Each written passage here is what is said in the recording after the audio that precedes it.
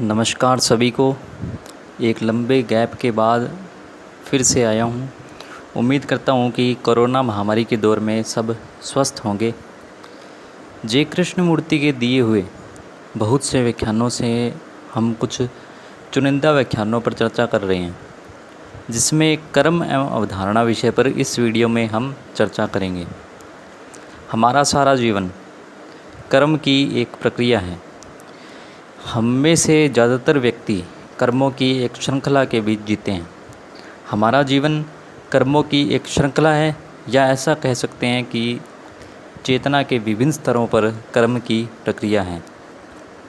कृष्णमूर्ति कहते हैं कि कर्म कर्ता को निर्मित करता है, यानी कर्ता का अस्तित्व तभी होता है जब कर्म के सामने कोई परिणाम हो, कोई लक्ष्य हो। यदि कर्म का कोई परिणाम या सरोकार नहीं होगा तो कर्ता भी नहीं होता।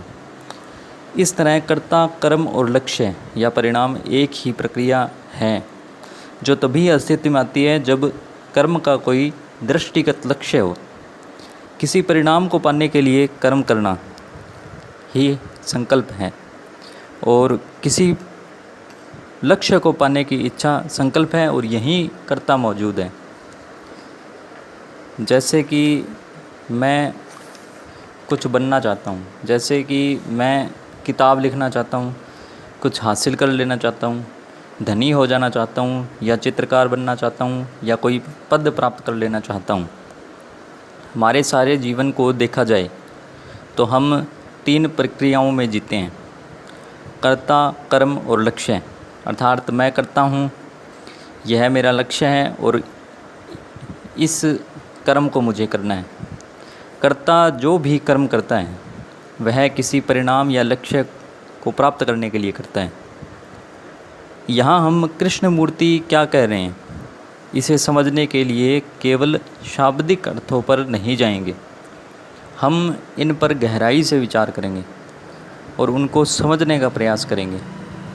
आप और हम सभी अपने जीवन में कर्ता का अनुभव करते हैं। मैं कार्य कर रहा हूँ, मैं करता हूँ। अधिकांश लोगों के जीवन की सारी गतिविधियाँ इस मैं के द्वारा ही संचालित होती हैं। मैं ये करना चाहता हूँ, मैं ये बनना चाहता हूँ, मैंने ये कर दिखाया, या मेरे साथ ऐसा हो गया। यहाँ मैं की प्रभावी भूमिका है। लोग बाहर से कितना भी कहें कि मैं कौन हूँ करने वाला, यह सब भगवान कर रहा है, सब ऊपर वाला कर रहा है, परंतु गहराई में मनोवैज्ञानिक रूप में वे मैं से ही संचालित हो रहे हैं। आपने लोगों से सुना होगा कि वह यही बात बार बार कहते हैं। यही बात रटी रटाई सब लोगों ने रट लिया है कि सब ऊपर वाला कर रहा है, मैं करने वाला नहीं हूँ। लेकिन भीतर से जो गतिविधियाँ संचालित हो रही हैं वह मैं के द्वारा ही संचालित हो रही हैं। कर्म या कार्य में भी कृष्णमूर्ति उन कार्यों को या कर्मों को कर्ता से, मैं से संचालित मानते हैं, जिसमें मन को एक जटिल प्रक्रिया से गुजरना पड़ता है। कई कार्य दैनिक जीवन में सहज रूप से किए जाते हैं। जो सहज प्रक्रियाएं हैं वे अपने आप होते हैं। जैसे कि आपको भूख लगी, आपने खाना खा लिया। आपको सर्दी लगी तो आपने गर्म कपड़ा पहन लिया। ये दैनिक जीवन की सहज क्रियाएं हैं, सामान्य क्रियाएं हैं। इनमें मैं बहुत सूक्ष्म रूप से मौजूद होता है। इनमें जीवन संचालन के लिए जितने मैं की आवश्यकता होती है उतना ही मौजूद है। इन सहज क्रियाओं के अलावा जो कृष्ण कर्म होते हैं वो भविष्य में पुरस्कार की आकांक्षा या भय के दंड के रूप में किए जाते हैं। स्कूल में बच्चों को ड्रेस कोड या स्कूल वर्क या होमवर्क आदि के लिए इसी तरह से प्रोत्साहित किया जाता है। उन्हें टीचर्स के मुताबिक चलने पर तो पुरस्कार दिया जाता है, और अगर वे आदेश न मानने पर उन्हें दंड का भय दिखाया जाता है। यही प्रवृत्ति आगे चल कर के दफ्तरों में, कंपनियों में और बाज़ार पर भी रहती है, और दैनिक जीवन में भी लागू रहती है। हमारे कर्म अवधारणाओं पर आधारित कर्म हैं। ये अवधारणाएं व्यक्ति की मौलिक समझ या बुद्धि और सहजता पर आधारित न होकर समाज पर निर्भर है। समाज जिन मूल्यों परंपराओं के बने बनाए ढांचे पर खड़ा होता है, समाज जिस प्रकृति का है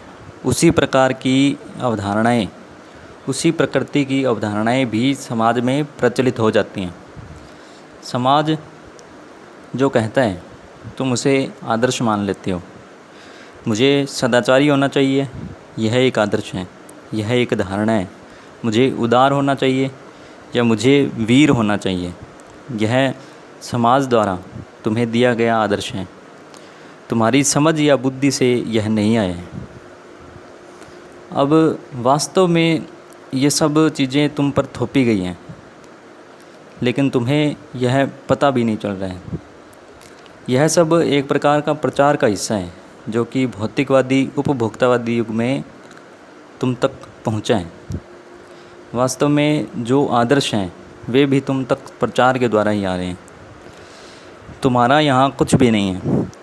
तुम्हें टूथपेस्ट से लेकर के कपड़े तक सब तुम पर थोपे जा रहे हैं और तुम्हें पता भी नहीं चल रहा है।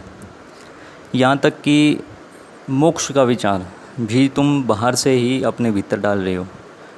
तुम आंतरिक समझ या बुद्धि से कुछ भी नहीं कर रहे हो। हमारे समाज की शिक्षाएं, हमारी शिक्षा प्रणाली यथार्थ की समझ नहीं दे पा रही हैं, वे मात्र अनुसरण करना सिखा रही हैं।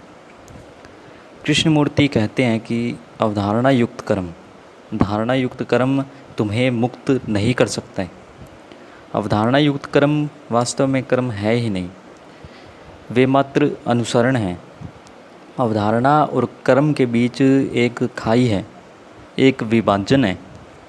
मैं स्नेहपूर्ण नहीं हूँ, मैं उदार नहीं हूँ, तो मैं उदार होने में लग जाता हूँ, स्नेहपूर्ण होने में लग जाता हूँ।